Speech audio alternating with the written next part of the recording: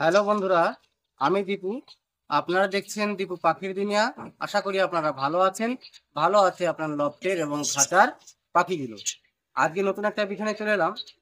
আজকের বিষয়টা হলো, আপনারা আমার টাইটেল দেখে বুঝতেই পারছেন যে বিশেষ করে যারা নতুন, তাদের জন্য ভিডিওটা আমি বানাচ্ছি। অনেকেই আমার ইউটিউব চ্যানেলে আমার ভিডিওগুলো দেখে কমেন্ট করেছেন, দাদা আমরা পায়রা কিনতে গিয়ে অনেক ঠকে যাচ্ছি, বা কবুতর কিনতে গিয়ে বাজারে কিংবা কোনো বাড়িতে কিনতে গিয়ে আমরা কি কি দিকগুলো দেখলে একটা ভালো পায়রা বা সুস্থ পায়রা আমরা সংগ্রহ করতে পারবো। আজকে আমি সেই বিষয়টি নিয়ে বলবো, যে বিশেষ করে যে 5টা লক্ষণ বা 5টা বৈশিষ্ট্যের কথা বলবো। সেই 5টা লক্ষণ যদি আপনি পায়রার মধ্যে দেখতে পারেন, তাহলে সেই পায়রা বা কবুতরটি আপনি নিঃসন্দেহ আপনি আপনার বাড়িতে নিয়ে এসে পুষতে পারেন বা আপনি কিনতে পারেন। আহ, সেই জন্যে যারা বিশেষ করে নতুন আসেন, বা যারা নতুন করে যারা পায়রা বা কবুতর শিখতে চাইছেন বা শখ করতে চাইছেন, তাদের জন্য এই ভিডিওটা খুবই একটা গুরুত্বপূর্ণ ভিডিও। তাই ভিডিওটা স্কিপ না করে সম্পূর্ণ দেখবেন। ভিডিওটা যদি সম্পূর্ণ দেখেন, তাহলে আপনি পায়রা কিনতে গিয়ে আর কোনোদিন ঠকবেন না, এইটুকু আমি গ্যারান্টি সহকারে বলতে পারি। তাই ভিডিওটা স্কিপ না করে সম্পূর্ণ দেখার অনুরোধ রইল। তাহলে আসুন শুরু করি, যে কোন কোন লক্ষণ, যে 5টি লক্ষণের কথা বলবো, আপনি সেই 5টি লক্ষণ যদি পায়রার মধ্যে দেখেন, বা সেই পায়রার লক্ষণগুলো যদি আপনার পায়রার মধ্যে দেখতে পান, তাহলে সেই পায়রাগুলো আপনি, যে লক্ষণগুলো দেখে পায়রাগুলো কিনবেন, সেই লক্ষণগুলো আমি আজকে আপনাদের বলবো। এই যে আমার একটা দেখতে পাচ্ছেন সিরাজি পায়রা আছে, একে ব্ল্যাক সিরাজি বলে।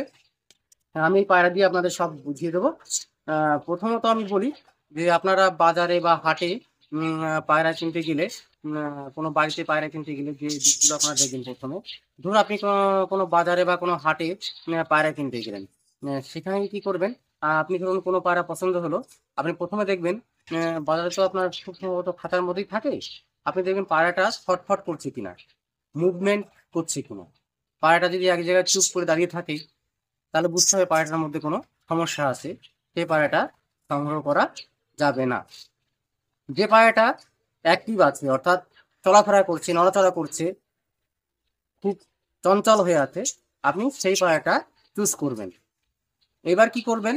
ধরুন পায়রাটা আমার এই পায়রাটা পছন্দ হয়েছে। ধরুন এই যে আমি একটা সিরাজি পায়রা কিনবো, আমার এই পায়রাটা পছন্দ হয়েছে। পায়রাটা আপনি হাতে নেবেন। হাতে নিয়ে প্রথম যে লক্ষণ বা প্রথম যে বৈশিষ্ট্য আপনারা দেখবেন, আপনারা পাটা দেখবেন। পা, এই যে পায়ের পায়ের যে ইয়েগুলো, এই যে পায়ের নখ, পায়ের আঙুলগুলো সব ঠিক আছে কিনা। প্রথম বৈশিষ্ট্য হচ্ছে আপনারা এইটা ভালো করে দেখে নেবেন। যে পায়রার পা যত পরিষ্কার, যত উজ্জ্বল থাকবে, সেই পায়রাটা আপনার তত নিরোগ থাকবে, অর্থাৎ রোগমুক্ত থাকবে, পায়রাটা ভালো থাকবে। পায়রার পা দেখো, অনেক সময় পায়রাকে বোঝা যায়। পায়রার পা যদি অস্বচ্ছ থাকে, নোংরাযুক্ত থাকে, পায়রার পায়ে যদি আপনার নখ বা আঙুলগুলো ভাঙা থাকে, তাহলে সেই পায়রা নেওয়ার দরকার নেই। এবার দ্বিতীয় বৈশিষ্ট্যতে আসি। দ্বিতীয় যে বৈশিষ্ট্য, আপনি পায়রার এরকম ঠোঁটটা ধরবেন। ঠোঁটটা ধরে ঠোঁটে যেখানে নিঃশ্বাস নেয় ওরা, সেই জায়গাটা দেখবেন এখানে জল আছে কিনা বা সর্দি আছে কিনা। তারপরে দেখবেন চোখটা, ভালো করে চোখটা দেখবেন, চোখে কোথাও জল আছে কিনা, চোখের চারিপাশে, পাতার চারিপাশে জল আছে কিনা। যদি জল থাকে, তাহলে বুঝতে হবে পায়রাটা ঠান্ডা লেগেছে, সে পায়রাটা আমরা কিনবো না বা সংগ্রহ করবো না, সে পায়রাটা থেকে আমরা বিরত থাকবো, সে পায়রাটা আমরা নেবো না। দ্বিতীয় বৈশিষ্ট্য চলে গেল। এবার তৃতীয় বৈশিষ্ট্যটা হচ্ছে, আপনি দেখবেন পায়রার ওয়েট, ওজন। যদি বাচ্চা পায়রা হয়, তার একরকম ওজন হয়। আর আমার কাছে একটা পুরো অ্যাডাল্ট পায়রা রয়েছে, তার একটা ওজন হয়। আবার বিভিন্ন পায়রার বিভিন্ন রকম ওজন হয়। মুক্তি পায়রা একটু ছোট হয়, তাদের ওজন একরকম। গ্রাস পায়রা একটু বড় হয়, তাদের এরকম একরকম। তবু আপনার পায়রা হলে বুঝতে পারবেন। এরকম এই যে কত ভারী একটা ওয়েট আছে, আপনি হাতে নিলেই বুঝতে পারবেন। যে পায়রাগুলো হালকা হয়ে যায়, অর্থাৎ বিশেষ করে বুকের দিকে, এই যে বুকটা দেখতে পাচ্ছেন, এখানে হাত দেবেন। যে দেখবেন শক্ত, যদি চ্যাপটা হয়ে যায়, শুকিয়ে আছে, তাহলে শুকা রোগ বলে। তার বুক শুকিয়ে গেছে, সে পায়রাটা রোগাক্রান্ত, সে পায়রাটা না নেওয়াই ভালো। তার শুকা রোগ হয়েছে, অর্থাৎ পায়রাটা কেনা থেকে বিরত থাকতে হবে। এরকম যদি হেলদি পায়রা হয়, দেখতে পাচ্ছেন পায়রাটা কত হেলদি, এরকম হেলদি পায়রা দেখে আপনাকে কিনতে হবে। 3 নম্বর বৈশিষ্ট্য চলে গেল।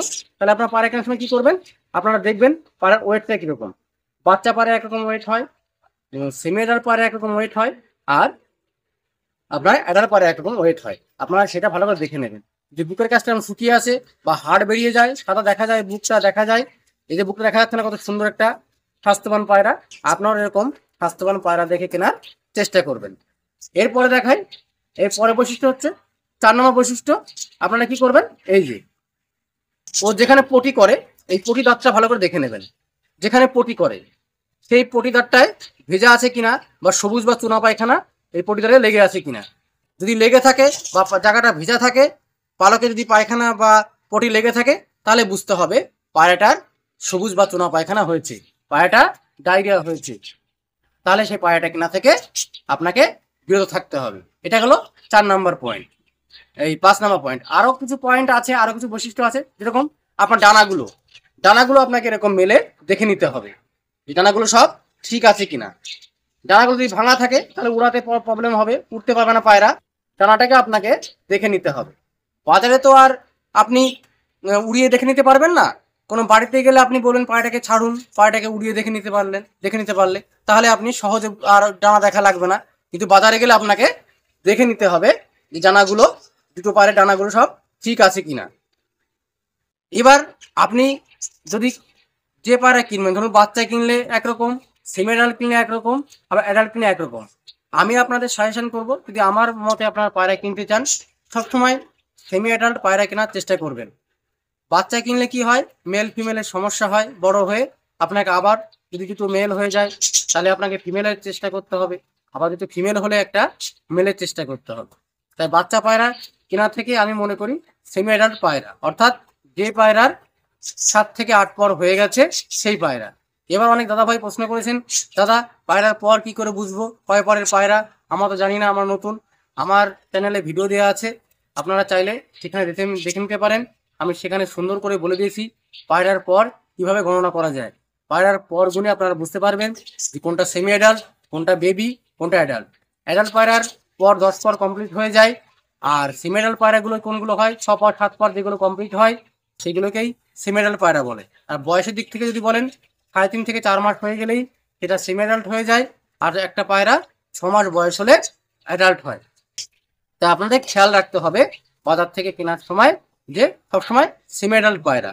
আপনাকে বাজারে গেলে বা কোনো বাড়িতে গেলে আপনাকে বলতে পারে এটা রানিং জোড়া আছে, ডিম বাচ্চা 100% গ্যারান্টি।